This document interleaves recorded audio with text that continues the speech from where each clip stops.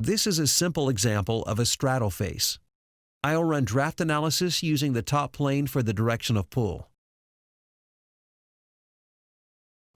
I'll set the draft angle to 2 degrees and enable face classification. Notice I have one positive draft face, one negative draft face,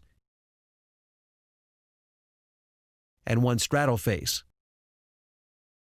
The upper half of the cylindrical face has positive draft.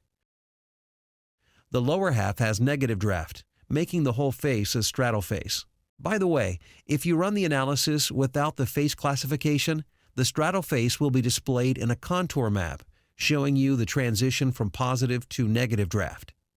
The draft analysis tool is quite handy, especially if you aren't a mold making expert. The analysis does not know what kind of design flexibility you're working with, so correcting problems identified with this tool is up to you.